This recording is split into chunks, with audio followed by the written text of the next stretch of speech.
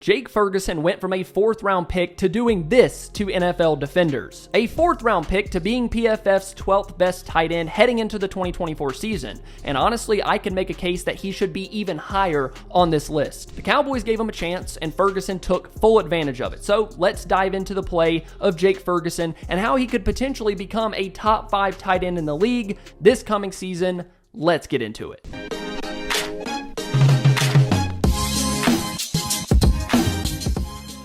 While the sample size was small in 2022 behind Dalton Schultz, I felt that Ferguson had the potential to play extremely well in 2023.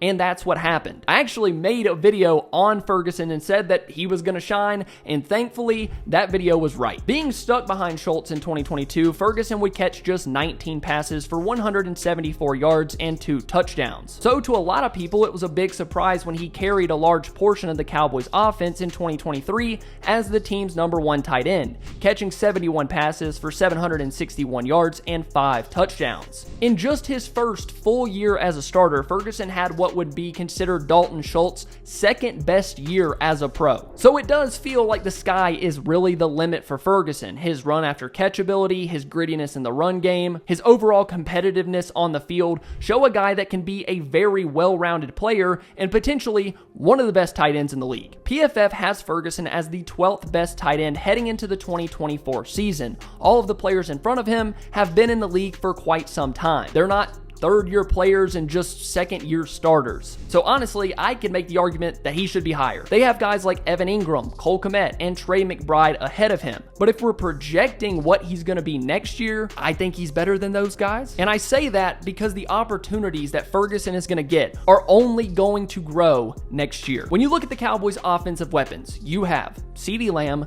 Brandon Cooks, Jake Ferguson. I mean, that's really it in terms of real NFL production in their careers. Then you have the unproven guys that could potentially step up, but really, this Cowboys offense is going to run through those 3 guys. Now, people got mad at me the last time I said this, but I think it's a legitimate question. How much do we trust Brandon Cooks? I know, consistent 1,000-yard receiver, played for a bunch of teams as a really solid guy. A lot of those things are true, but I do think there are legitimate questions around his age, his recent dip in production, and I'm not trying to get too far off track here, but I do think it has something to do with Ferguson and his role. While I choose to err on the side of another year in Mike McCarthy's offense, another year with Dak Prescott, Cook should be just as good or slightly better than last year, which was still good. Not a 1,000-yard guy, he did have 8 touchdowns. But when you start talking about the age, the little dip in production, you have to wonder if he's going to be that reliable guy that you just set in stone. That's going to be our #2 option. And that's where Jake Ferguson comes in. He probably should and probably will be this team's #2 option in 2024,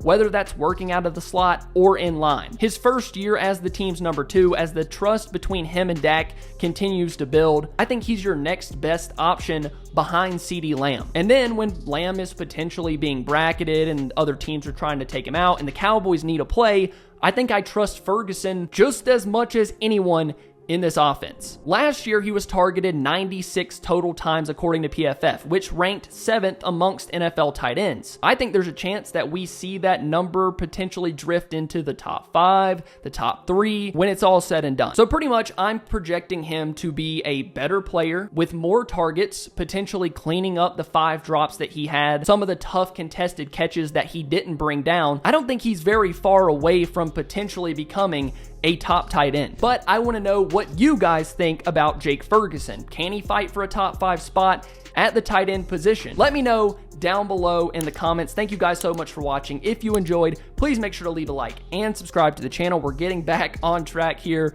at the Double Move headquarters. More videos coming soon. Thank you guys. I love you all, and I'll see you next time. Bye.